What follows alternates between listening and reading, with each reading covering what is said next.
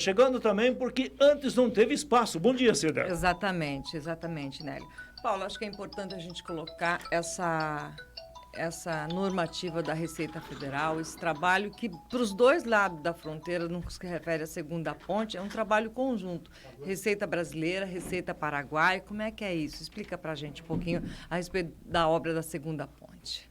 Então, o trabalho aduaneiro, vamos assim dizer, a gente pode responder pelo nosso lado aqui. Saiu uma norma também da aduana paraguaia, mas aí é uma tratativa já do construtor, evidentemente, com a obra do lado de lá, porque eles têm as normativas próprias.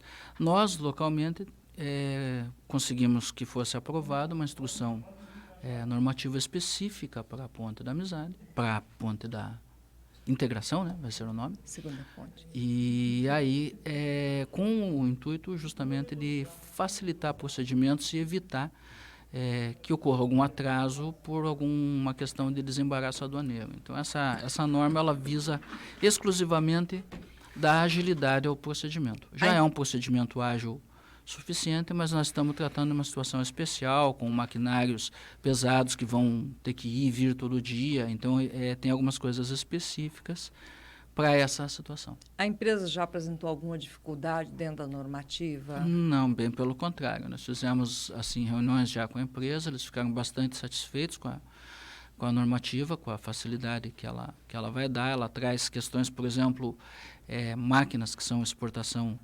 temporária. Essas máquinas, elas vão e vêm, né?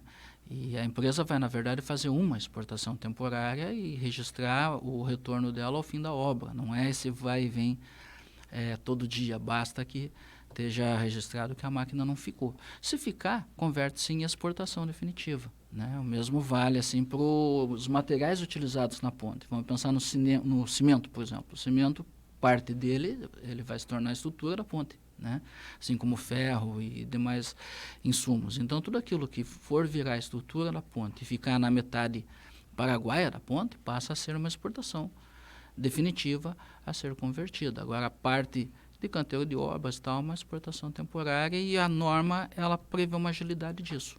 Ponto de saída passa a ser aquele porto fluvial que nós temos ali, né, com autorização para que a maior parte dos produtos, inclusive, vão passar por balsa pelo Rio Paraná de um lado ao outro, evitando outros caminhos que iriam causar outros transtornos, né? Passar todo esse equipamento, por exemplo, pela Ponte da Amizade, seriam mais caminhões, mais todo aquele trajeto que tem que fazer dentro do lado Paraguai. Então, ele simplesmente vai pela balsa. A Receita terá alguém ali nesse trabalho do dia a dia? Esse tipo de trabalho ele é remoto, ele sempre foi, né? Toda a exportação ela é remota. Por exemplo, a Receita aqui em Foz do Iguaçu controla a exportação e a importação nos canais principalmente amarelo e vermelho, de Dionísio Cerqueira, de Santa Helena, de Guaíra. Onde é que está o fiscal? Está aqui no nosso Porto Seco, ele não precisa estar presente, o que tem que ter é o controle da carga do que entrou e saiu, e aí tem mecanismos que hoje a maior parte deles são eletrônicos, né? Nós não estamos para trás em termos de tecnologia, né? Tivemos que avançar nisso também. Após, ainda tem tempo, né, de 3 anos e meio, mas após pronta a ponte, vai ter toda uma estrutura aduaneira, tal qual tem na Ponte da Amizade, né? Ou seja, vai ser o dobro de serviço que vai necessitar o dobro de efetivo, né? Pessoal da Sem Receita dúvida. E Polícia Federal e tudo mais. A Receita já se prepara para isso? Vai precisar deslocar alguém de outras partes do país? Quem sabe concurso? Como que está sendo tratado? Concurso a gente não tem nem sinalização, né? Tem sinalização de não ter nos próximos anos. Nos próximos 40 anos, assim. Né? Mas, na verdade, assim, a gente não conta assim, com um dobro de efetivo. Não vai ocorrer propriamente um dobro. Vai ser um aumento do efetivo, mas não dobro. Por quê? Porque toda a carga vai ser deslocada para a nova ponte, né? Toda a carga significa os caminhões, né? E também esse transfronteiriço, essas vans que transportam mercadoria via Ceasa e tal. E ali nós já temos essa equipe na Ponte da Amizade, ela simplesmente vai mudar de local de trabalho, né? A equipe que faz o trânsito de carga, que está dentro da ACE Cargas ali no lado paraguaio, que está também no lado brasileiro, que é a parte debaixo da ponte, a saída do Brasil, ali onde está essa equipe, ela migraria para o outro lado. O que vai sim ter que ter uma nova equipe de bagagem na nova estrutura da ponte, né? que creio, nesse primeiro momento, não necessite ser uma equipe tão grande quanto a que nós temos na Ponte da Amizade, porque Presidente Franco está um pouco longe do comércio, pelo menos por enquanto. É claro que quando fizer a ponte, rapidamente vai surgindo, né? Mas nesse primeiro momento não é essa a grande preocupação. A visão da Receita, quando essa segunda ponte estiver pronta, de fluxo mais de fluir, tem um questionamento sendo feito, até a gente viu um texto no Gazeta do Povo por um juiz federal questionando, né, dos veículos, isso é uma responsabilidade da Polícia Federal e da Polícia Rodoviária, daquele que fica, né, na formiguinha, né, Nélio? Vai e volta, só para transpor o passageiro em cima da ponte. É um trânsito circular ali na ponte. É, um trânsito circular. Vocês imaginam a segunda ponte e o fluxo das duas? Como que vocês visualizam isso? Eu visualizo que o fluxo ele vai se dividir naturalmente, né? Quando você tira a carga, né? Então, hoje a gente tem um número, passa em torno em número de veículos ali na ponte da Amizade diariamente, 37 mil veículos, segundo a última pesquisa que a gente fez em parceria com a universidade, lá com a UDC, né? Então, 37 mil veículos diariamente passam pela Ponte da Amizade, indo e voltando, né? Não vai aumentar muito mais, não vão surgir mais 37 mil veículos do nada, o número de pessoas continua sendo o mesmo, né? Ele só vai se dividir de um lado para o outro. E até essa divisão de os caminhões, né? Se você pensar assim, não, mas eu estou tirando os caminhões, eu estou tirando só 700 veículos por dia, não dá diferença, mas é que 700 caminhões não é como 700 automóveis, é um fluxo totalmente diferente, mais lento, que trava. Então, não acredito que vai ter um aumento muito significativo nessa quantidade de veículos. Mas o próprio veículo leve, o automóvel, ele também vai se dividir um pouco, pelo menos, porque tem uma população que é grande em Presidente Franco, sim, porque é grudado em Cidade do Leste, sim, e tem uma universidade de medicina ali, exatamente, que quase 100% dos estudantes são brasileiros, que provavelmente vão ocupar essa, sim, segunda ponte. Isso aí passar, significa, né, 5 a 6 mil pessoas que passam por dia. Não significa necessariamente 5 mil veículos, porque a gente acredita que, né, vai mais de uma pessoa por veículo, mas sim, dá uma divisão. Então, tende com essas... Eu só vejo coisas boas nessa segunda ponte, em termos de desenvolvimento, de fluxo, de integração entre as cidades. Acho que ficou muito para trás o tempo da gente pensar o meu lado do muro e o teu lado do muro, né? Só vai ser boa a região quando os dois lados estiverem desenvolvidos, estiverem com plenas condições de habitação, de saúde, de educação para todo mundo que estiver dos dois lados. E esse tipo de ponte, ela vem a ser um instrumento que faz com que a frente de Foz do Iguaçu vai aos poucos se voltando para o rio, né? Hoje nós temos uma cidade no aspecto urbanístico de costas para o rio, né? Quando você tem essa ponte, essa divisão, ela vai acontecer essa divisão de fluxo, uma agilidade do fluxo. A Ponte da Amizade passa a ser uma ponte turística, que é a vocação principal dela, onde o turista vai e vem, você separou a carga, né? Sem dúvida, essa região aí é uma região metropolitana trinacional, tem que ser nessa direção que tem que ser pensado. Deixa eu aproveitar aqui, já que temos conosco aqui o Paulo Sérgio Cordeiro Bini, da Alfândega de Foz do Iguaçu, aqui da Receita Federal, mas mandar um abraço para 2 sujeitos que estão lá na Vila C, estão acompanhando o programa, estão de ouvido grudado. Aqui o Alexandre, lá no mercado dele, lá na Vila C, junto com o Newton Heilmann. O Newton ligou aqui dizendo, manda um abraço para nós. Tá bom, o Newton Heilmann. Ele torce para o Grêmio, mas ele disse que se eu falar alguma coisa do Grêmio, ele vai ficar bravo, vai ficar chateado, vai desligar o rádio. Então não vamos falar nada do Grêmio, não vamos falar que perdeu de 5-0 ontem, não vamos falar que está fora da Libertadores, não vamos falar que é fim de ciclo daquele time que ele torce, até porque ele disse que se eu falar alguma coisa assim, no sábado agora, no campeonato de veteranos, ele me deixa no banco de reserva. Então, para evitar todas essas consequências, não vão falar nada, né? Nós vamos mandar um abraço para o Raimon e também lá para o Alexandre, lá na Vila C. Obrigado pelo carinho da audiência. O delegado da Alfândega de Foz do Iguaçu, também auditor fiscal da Receita Federal, tem perguntas de ouvintes, tem pergunta aqui da bancada para ser respondida e logo depois do intervalo comercial ele continua o papo com você, ouvinte da cultura. A Cultura de Foz está apresentando Programa Contraponto, a voz do povo.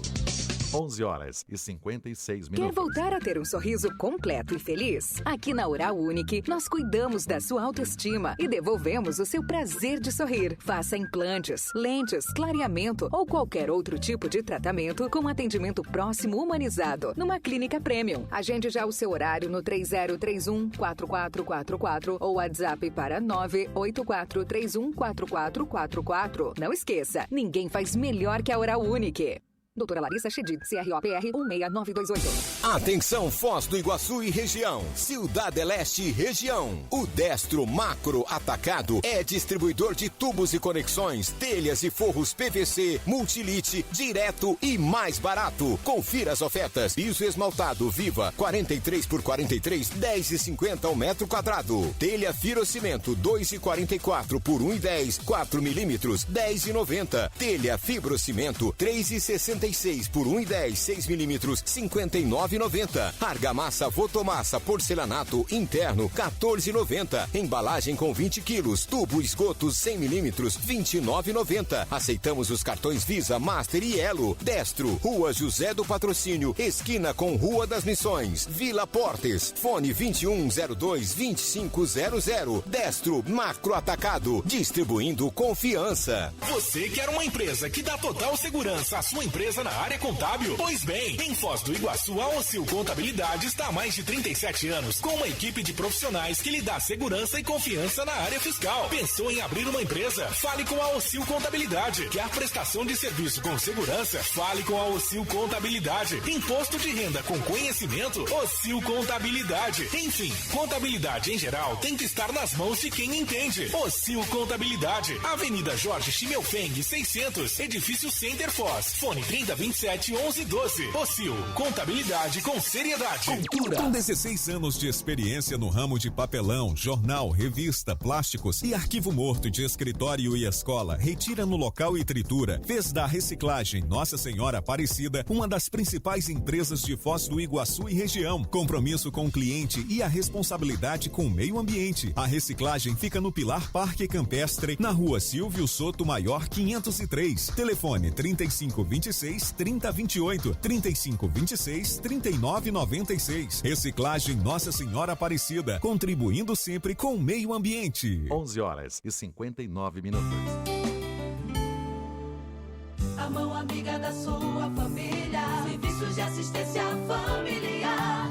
Ser a mão amiga da sua família é nossa missão. E pensando nisso, a SAF agora conta com clínica própria, a CliniSAF. Consultas com clínico geral, ortopedista, ginecologista, cardiologista, nutricionista, urologista e ortopedista. Ligue e agende sua consulta através do telefone 3028-9555 ou 0800-601-0035. Mais informações, acesse nosso site planosaf.com.br. Plano SAF, um plano que cuida da sua família.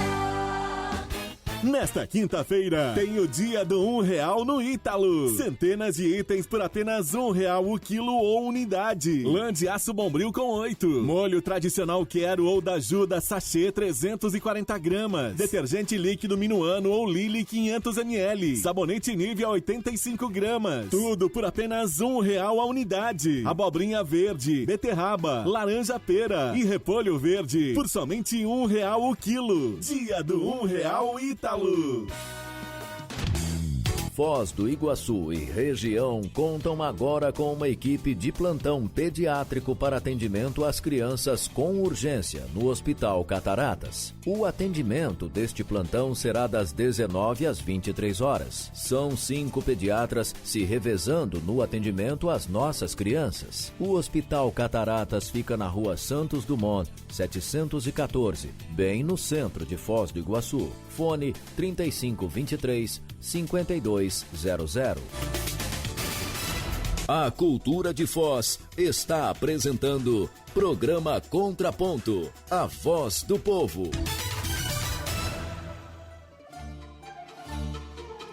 É o Contraponto da Cultura nesta quinta-feira para você, aqui em nome da panificadora Venturini. Certeza de lucro certo com seus produtos nas gôndolas de supermercados, bares, lanchonetes, restaurantes em toda a região. E a panificadora Venturini não cobra taxa de entrega dos seus produtos.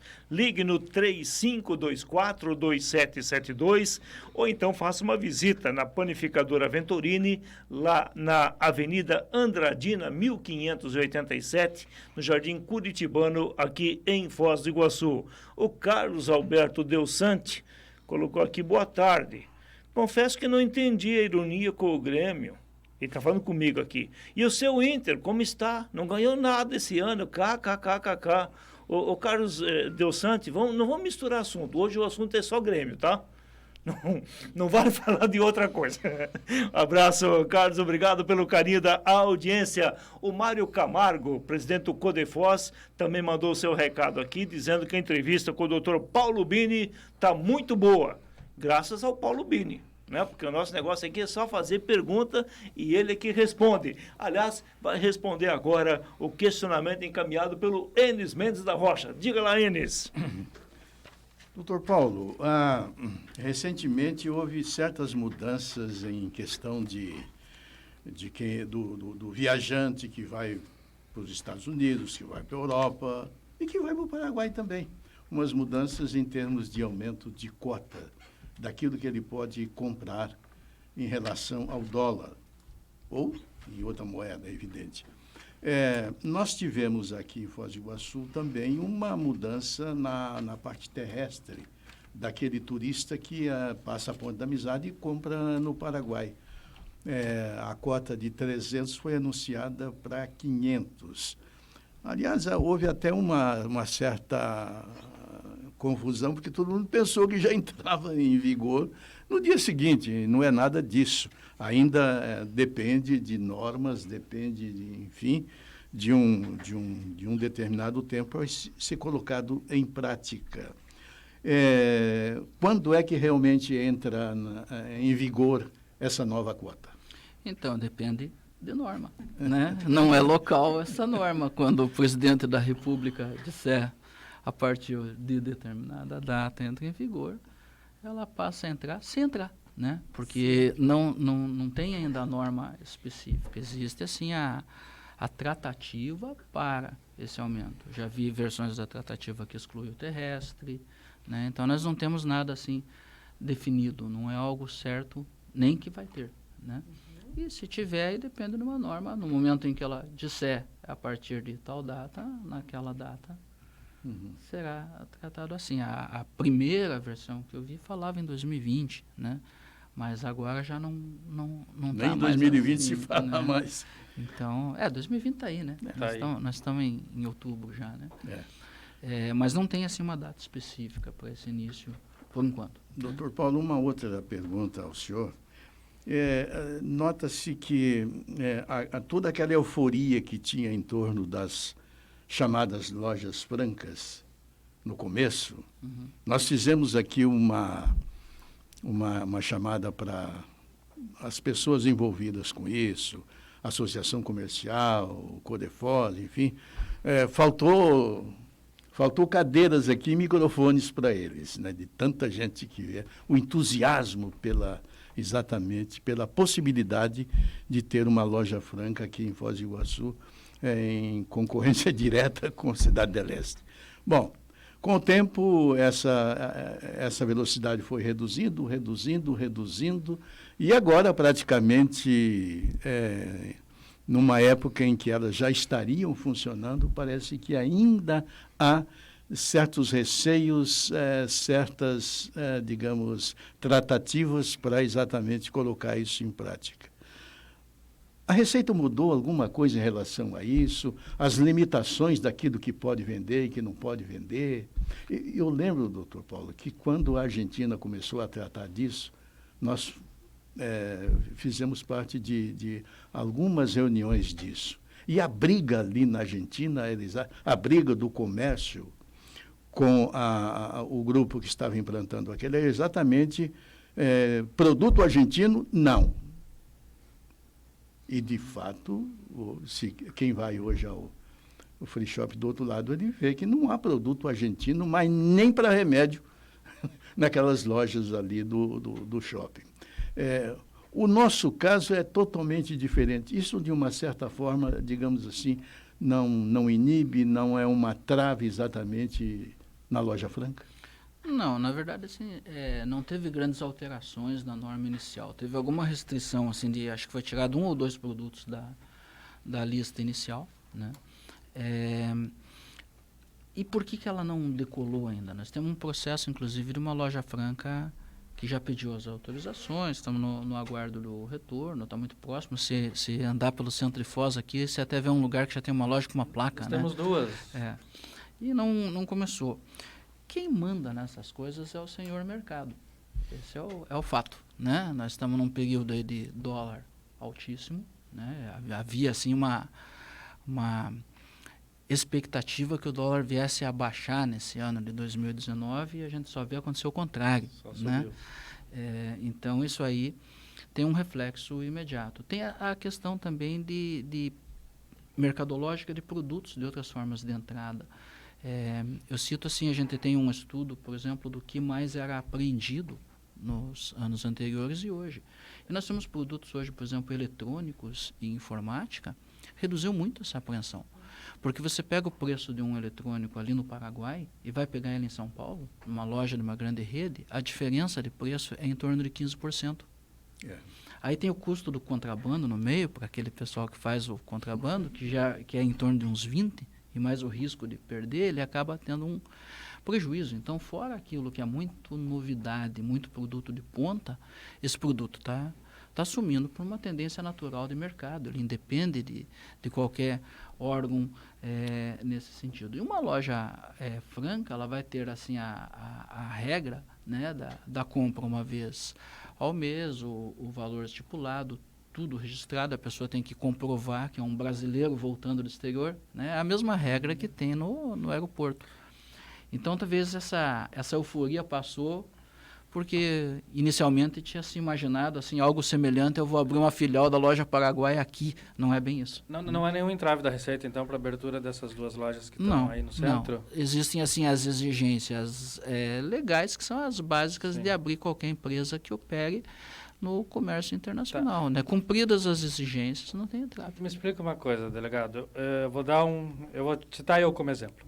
Eu moro a 2 quadras de uma dessas lojas, mas aí tem esse negócio de tem que estar em trânsito internacional para poder comprar. Eu não vou poder sair da minha casa, andar 2 quadras, comprar nessa loja e voltar para casa, vou ter que ir até o Paraguai e voltar. Você teria que ter alguma comprovação de que você foi ao exterior. Como é que vai ser isso? Né? Eu acho que as pessoas não estão entendendo esse trâmite ainda, né? Não vou, então, poder comprar. Ela tem que ter uma comprovação de saída e de entrada, né? A rigor.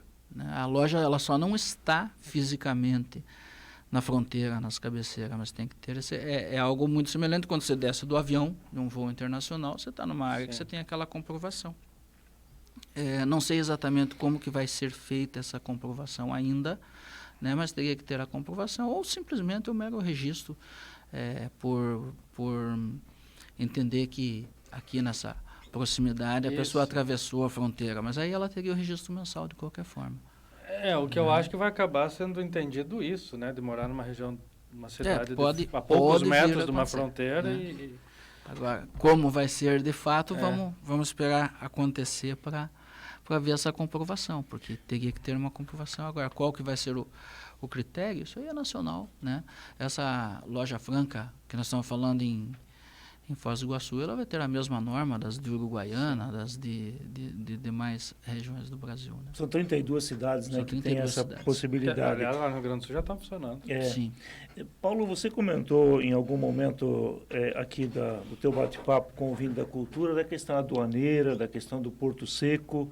A Receita Federal, ela participa da negociação em termos de um novo espaço, de um novo local para onde o Porto Seco tem que ser deslocado por uma questão de logística a partir da segunda ponte, a partir da perimetral e para tirar desse centro da cidade o tráfego de caminhões? Ela participa enquanto órgão de consulta, né?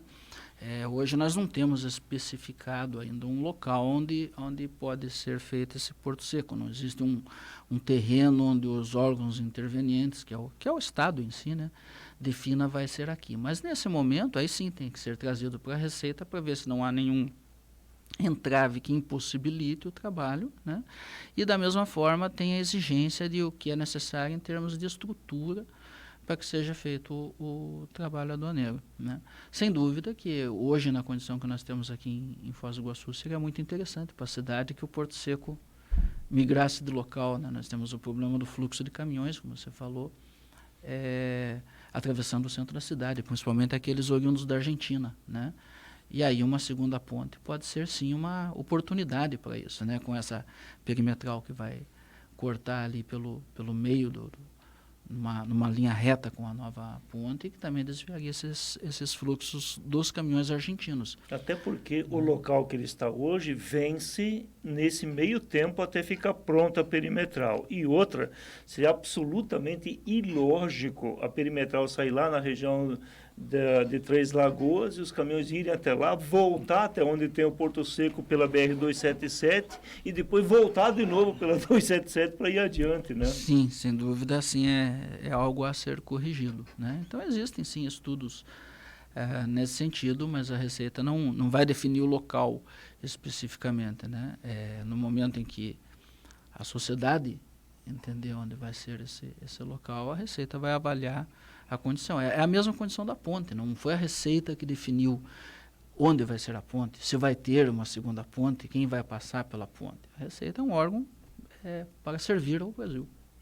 Paulo Bini, delegado da Alfândega de Foz do Iguaçu, aqui da Receita Federal. Cida Costa encaminha a próxima questão para o nosso convidado no Contraponto desta quinta-feira.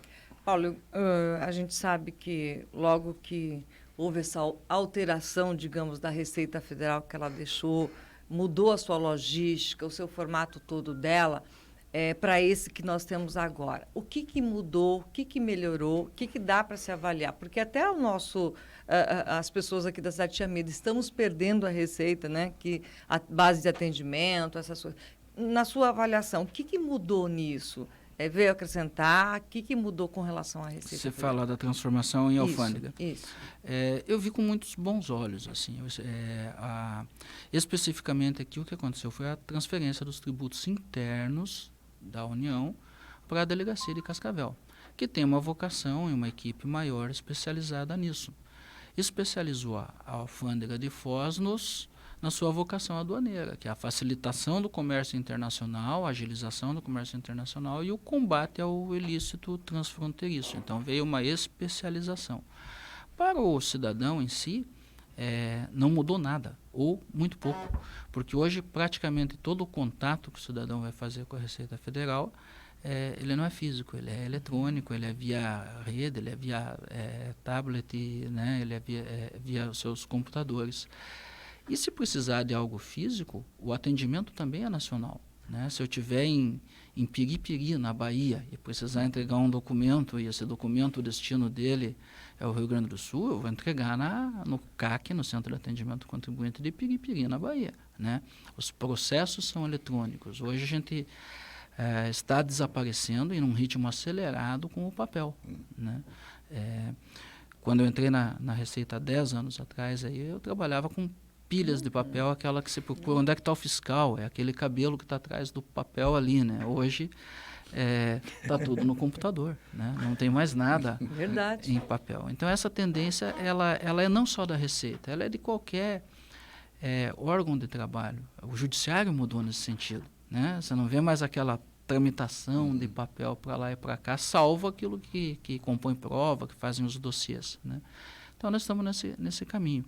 Deixa eu aproveitar. Agilizou no seguinte sentido, claro, né? Só desculpa terminar, de que as equipes especializadas, elas têm um maior aproveitamento do conhecimento do fiscal que está trabalhando naquilo. Por exemplo, se eu tiver que fazer nesse momento aqui uma fiscalização numa cooperativa de tributos internos, provavelmente eu vou levar 6 vezes o tempo do que alguém que faz isso com frequência, né?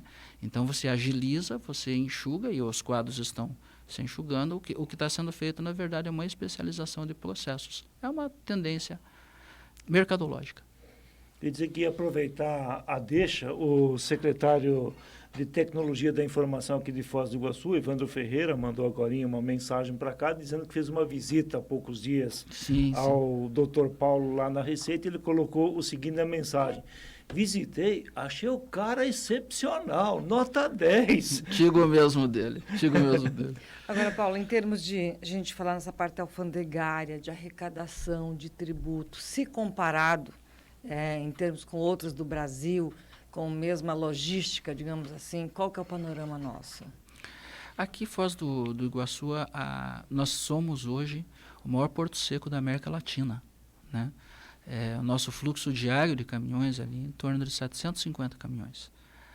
O segundo maior porto seco da América Latina é a Uruguaiana, e é um pouco menos que 200 caminhões. Então aí você vê a diferença e a grandiosidade desse porto seco aqui. Além disso, na alfândega de Foz do Iguaçu está vinculado Santa Helena e Guaíra, né? E nós fazemos também o desembaraço de Dionísio Cerqueira, que é uma outra região onde passa em torno de 150 caminhões. Então ela tem assim, cumpre um papel de desembaraço bastante grande nas nossas fronteiras, né? Um tempo atrás se dizia que muitos caminhoneiros, empresas, enfim, estavam preferindo ir por Guaíra. Com a segunda ponte, vai preferir vir por aqui ou não? Você acha que não? Eu acho que não, porque a questão é de onde vem a carga, né? Nós temos uma produção muito forte no norte paraguaio, né, naquela região ali de Amambaí, né, onde se produz muitos grãos. A tendência lógica é que ele saia, inclusive nem a Guaíra, que usa a maior parte dos grãos, usa Mundo Novo, onde tem a ponte, né, e sai pelo Mato Grosso do Sul, né, o que vem por Guaíra propriamente e o que vem por balsa.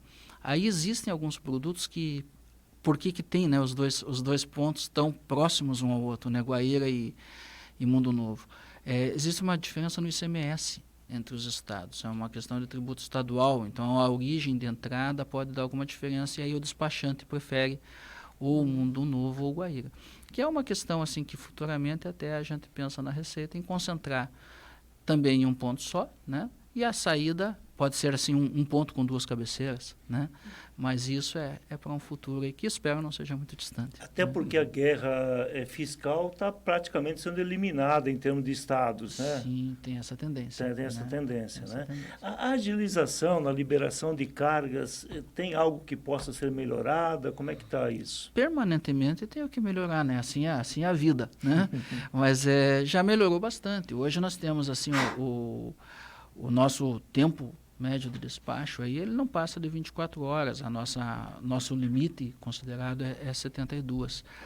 E geralmente o despacho leva muito menos tempo que isso. Se você imaginar o Canal Verde, por exemplo, ele só vai passar assim, conferência física. Tem algum tempinho maior quando dá um canal vermelho, que é a conferência física da carga, né? Ou alguma conferência documental especial. Mas os tempos são muito rápidos. A maior dificuldade hoje é a logística. Tem demais órgãos anuentes. Quando alguma coisa precisa de uma fumigação, por exemplo, que daí é outro ministério, né? O Ministério da Agricultura, mas aí tem um tempo para fumigação de carga. Então tem coisas que exigem um tempo que a gente não pode, vamos dizer assim, acelerar o relógio, né? Mas na parte burocrática da coisa, isso aí tem acelerado muito e sempre a tecnologia é o grande aliado. Sem dúvida, e isso faz grande diferença. Houve um tempo atrás aí que os auditores fiscais estavam meio buzinas em relação a salários, né? Fazendo greve. Como é que está isso? Está mais calminho agora? Está equacionado ou não? Eu imagino que esteja, né? Eu nunca participei muito diretamente, né? Eu nem sindicalizado sou, né? É algo assim... então eu acabo não acompanhando muito, mas sim, teve as suas lutas lá que considero que foram legítimas na ótica de quem estava pleiteando alguma coisa conseguiram, outras não, né? Isso é o típico também de toda negociação, você sempre vai partir para o meio termo, com equilíbrio, e hoje tem uma situação assim, que acho que aquele processo ajudou muito nesse amadurecimento e nesse equilíbrio. Hoje está bastante tranquilo essa tratativa. Paulo Bini, o que é que não foi perguntado, mas que você gostaria de falar em nome da Receita Federal, em nome da alfândega aqui de Foz do Iguaçu, para o ouvinte cultura e para quem está nos acompanhando nesse momento? Que a Receita Federal é um órgão para facilitar o comércio internacional, para fazer a manutenção do ilícito, isso é uma proteção à sociedade, que nos entendam sempre como um parceiro, né, da população e não um inimigo, como já foi visto antigamente, né, em todos os aspectos. Então nós estamos aqui para auxiliar no desenvolvimento da cidade, nessa nova foz que está sendo construída. Eu acho que a Receita localmente teve uma participação muito grande nessa nova Foz do Iguaçu que nós estamos vendo. E vamos trabalhar para esse desenvolvimento ser cada vez melhor. Eu sempre digo, eu morei aqui em 2006 a 2008 e fiquei 10 anos fora. Quando voltei em janeiro, agora eu me surpreendi porque eu voltei para uma outra Foz do Iguaçu. Ela está totalmente diferente, ela está mais desenvolvida, ela é uma cidade assim que assumiu de vez a sua vocação turística. E nós vamos ser um parceiro nessa vocação turística e comercial que Foz tem, que é o que nós temos que ter, o desenvolvimento sustentável. Que se faça um registro também a quantos delegados, a quantos outros auditores que passaram por aqui. Foram momentos lá atrás com o doutor Mauro Brito e tantos outros delegados que foi se caminhando para chegar nisso, né? Um momento das pessoas não aceitarem, um modo de repressão, mas eu acho que isso já meio que já Sem ficou dúvida. Isso aí acho que está bastante assim pacificado, e o que eu percebi, inclusive, é o apoio da sociedade em seus núcleos formadores de opinião, né? Então, essa foi uma modificação muito grande. Voltando àquela pesquisa que a gente faz em parceria com a universidade e com a UDC, tem um item muito interessante na pesquisa que uma das perguntas é feita se as operações da Receita e dos demais órgãos, como que é visto pela população. Isso foi perguntado para quem passava na Ponte da Amizade, que é um público de um perfil muito específico, e vamos pensar nesse público em 2006, por exemplo. E 75% responderam que apoiam plenamente, né? 75%, né? E desses 25 que restaram, tem assim, acho que 15 que não responderam. Então mudou. Fizesse essa pesquisa em 2006 para ver. Né? Mas nesse aspecto também, a Receita Federal me parece que começou a fazer uma leitura melhor das questões sociais como um todo, e por isso esse amadurecimento tem dos dois lados essa somatória de fatores positivos. Sem dúvida, é a construção de uma relação. Isso, a construção de uma relação com a sociedade, com a cidade, com as características de fronteira, com a gente integrar as 3 cidades. Nós não podemos pensar na fronteira como uma muralha intransponível, bem pelo contrário, nós temos que construir as pontes, tanto é que estamos construindo a segunda. Então, essa é a linha, essa de integração. Isso passa por todos os aspectos. Hoje eu vejo com alegria que você passa ali na Ponte da Amizade, se você segurar 100 pessoas, 95 pessoas ali são ou turistas ou trabalhadores e não estão fazendo absolutamente nada de errado e de ilícito. Eu presenciei uma situação inversa a essa em 2006. Posso falar tranquilamente. Perfil, né? É um novo perfil. A Terra da Moamba realmente ficou para trás. Ficou para trás, é uma página já virada, e nós estamos na construção aí da terra do turismo, na terra das belezas naturais e das belezas criadas pelo homem. Eu vi esses dias, até comentei aqui no Contraponto, alguns comboiozinhos de 4, 5 ônibus, outra hora 6, em alguns lugares. Nós, voltando de Curitiba no dia 28, 29, a gente pegou vários comboios de ônibus vindo com escolta. Fiquei pensando, até comentei, será que os comboios estão de volta ou estão tentando voltar ou não? Vocês têm uma análise de serviço de inteligência? Por isso que a gente tem o combate permanente. De vez em quando você pega algum comboiozinho e o retira de circulação. A apreensão de veículos continua grande, a de mercadorias continua grande. Até agosto foram 50 milhões de dólares em mercadorias retidas, das diversas formas. Então, o combate ele é permanente. Mas o que mudou plenamente é que isso hoje ele é uma parcela mínima daquilo que passa por aqui, né? E essa é a grande vantagem, porque antes era o inverso disso. Quando quem via as imagens do comboio ia dizer que o mínimo era turista. Hoje inverteu-se completamente. Por isso, o combate permanente também, para que não volte essa escalada que só prejudicou a cidade, né? Algo diferente programado por chegarmos no final do ano, onde muita gente vem em busca de alguma mercadoria mais específica? No final de ano a gente sempre tem algum aperto na fiscalização, é natural, né? Até para inibir essa busca mal intencionada, né? Então, vai ter provavelmente algumas operações aí específicas de final de ano, né? Como tem ocorrido todo ano tradicionalmente, né? Visando a manutenção da ordem. Vocês aceitam também denúncias por telefone, né? 3520-4500, né? Exatamente. Né? Dr. Paulo Bini, muito obrigado pela sua presença conosco, com o ouvinte da Rádio Cultura no dia de hoje, e fica aí, com certeza, a agenda aberta para novos encontros aqui com o ouvinte da emissora. Muito bem, agradeço a vocês a oportunidade, né, de falar da nossa casa, de falar da nossa cidade, né? Então é uma oportunidade que nós temos nem sempre à disposição, um instrumento de tanto alcance quanto é o rádio.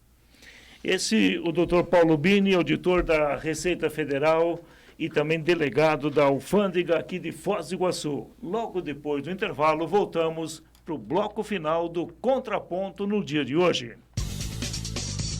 A cultura de